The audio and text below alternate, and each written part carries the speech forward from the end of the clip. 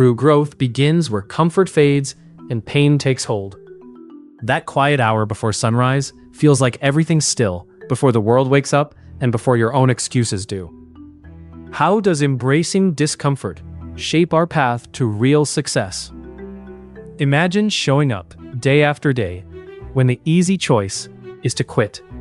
Imagine pushing past that sting in your legs or the voice inside telling you you're done. It's not about motivation lighting a fire. It's about a stubborn grind that won't quit no matter what. What if the path isn't about avoiding pain, but learning how to carry it like a steady rhythm beneath every step? The unseen hour of struggle. Ever notice how some people look like they just popped up out of nowhere? Like they're overnight successes? The truth is, that's just the highlight reel. I once knew someone who faced years of struggle with no steady footing and plenty of setbacks. But over time, they chipped away at their life. Step by step, they kept moving forward, juggling jobs and the chaos of everyday survival. This wasn't a flashy transformation. It was a slow crawl through battles no one sees.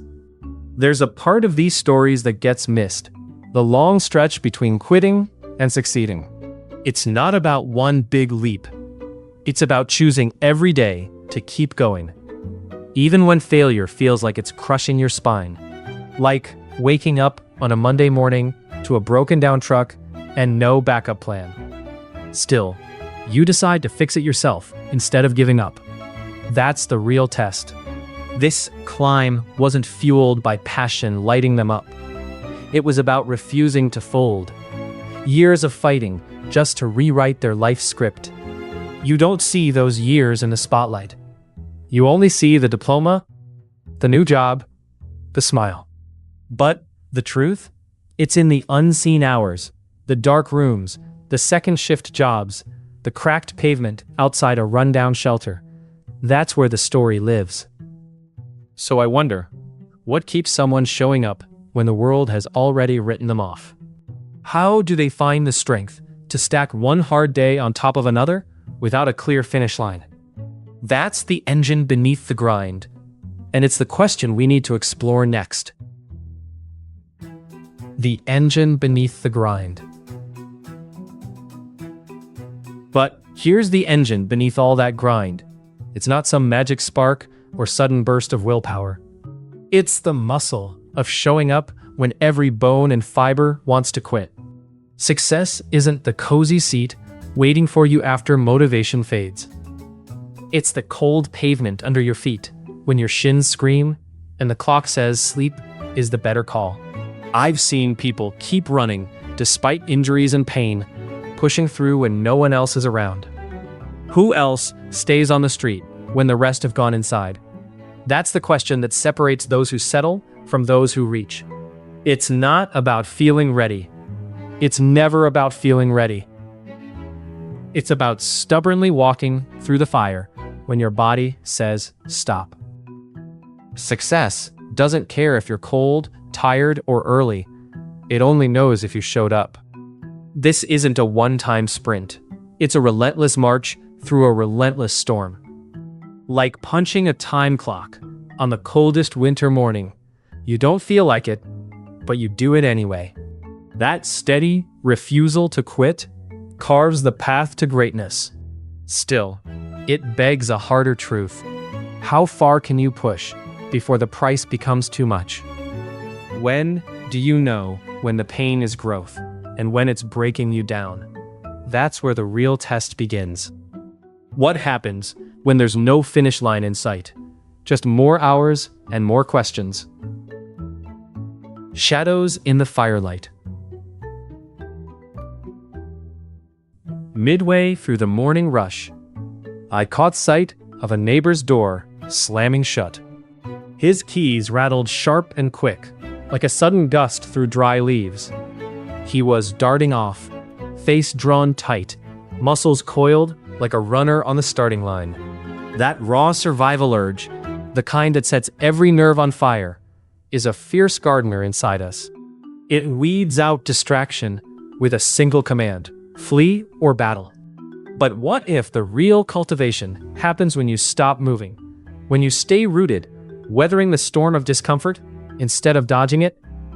Pain plants a barricade in the brain, flooding it with signals screaming, quit, retreat, protect yourself. That's the tricky soil of suffering. It's so tempting to believe that sharp sting is the whole story. It's not growth, it's reaction. Not the deep-rooted strength or the steady endurance that blooms over time. It's the difference between tending your patch carefully and letting weeds take over. Imagine a coach watching a team in overtime. Players are drained. Every step feels heavier. Some tap out early, folding under fatigue like leaves wilting in the sun. Others dig in, eyes on the prize beyond the pain, their focus shifting past exhaustion. Those are the players who own the game, who transform a grueling match into a victory. They don't just endure, they grow through the challenge. This isn't about pushing blindly through hard times. It's about naming the lie that pain's alarm bell is the boss of you. It's not about giving up joy or shutting down life's pleasures. It's about quieting that internal buzzer that screams, stop. Saying yes to effort means giving up the easy escape route. It means standing firm when every instinct shouts, run. But here's the quiet truth.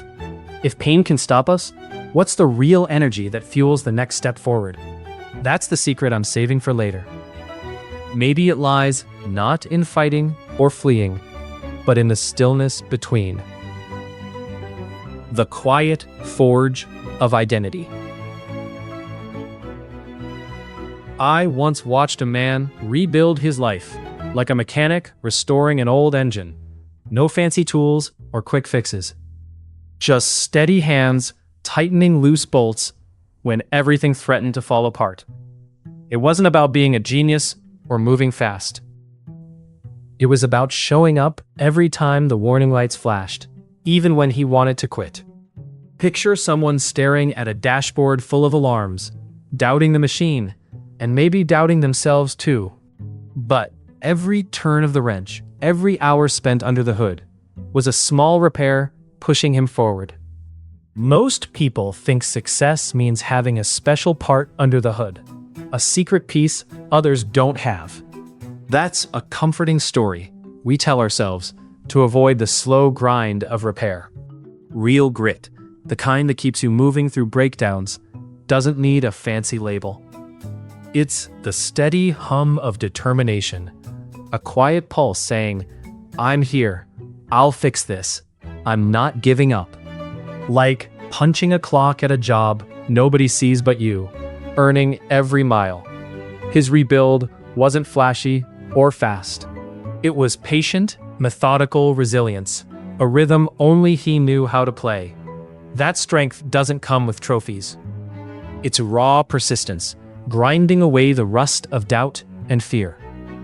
What struck me was how he made the process his identity, not despite the struggle, but through it.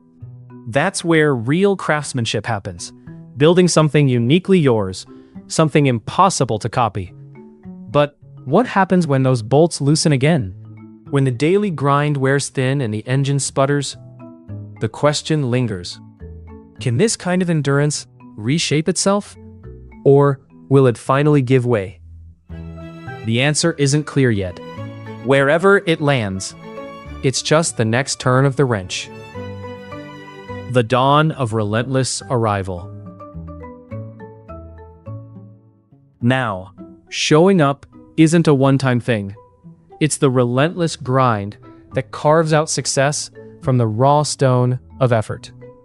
Nobody's going to believe you, no matter what you say, until you've already put in the work, until you've dragged yourself through the fire enough times that your name means something. That's the real test of grit. Think of someone who's trained alone for most of their life, relying on nothing but their own drive to push through. They aren't surrounded by cheers or easy answers. Instead, they've learned to reach deep, finding motivation from within when no one else is around. This isn't about quick sparks or loud encouragement. It's the daily drill when motivation runs dry. The weekends filled with sweat and repetition. The small victories that no one claps for. Like a neighbor who mows his lawn every Saturday, rain or shine, long after the neighborhood's moved on to the next distraction. That's the kind of commitment that marks the difference between a paycheck and a legacy. There was someone who grew up scared, bullied, and struggling to find their place. No spotlight, no easy path, just a steady refusal to quit. Over time, that quiet defiance piled up. Their strength wasn't just in their body, it was in the story they built by showing up again and again. That's the measure of belief. Not what others hand you, but what you stake claim to by your own hand. It's easy to think talent's the big ticket, but talent without relentless arrival, it's a ghost story. It disappears when the real work calls. So, how do you keep pulling yourself back when the mirror shows the same tired face, when the payoff feels miles off? There's a question lurking there, one that doesn't get answered by discipline alone. Something deeper whispers beneath the surface. What's the fuel for that kind of stamina? That's where we head next. True growth begins where comfort fades and pain takes hold. That quiet space, just beyond ease, shapes a path few dare to follow. When you lean into those uncomfortable moments, whether it's waking up before dawn or sitting with your doubts, you build a resilience that outlasts quick victories. Success found in ease is fleeting.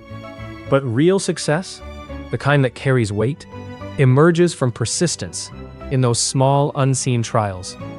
It's like holding a fragile beam steady under tension until it becomes solid and unbreakable. Embracing discomfort shades the journey with depth and meaning, crafting a life where success isn't flashy, but deeply earned. If this perspective resonates, the full conversation comes from Motiversity. Look for the episode titled Running Motivation, the most powerful motivational speeches for running and working.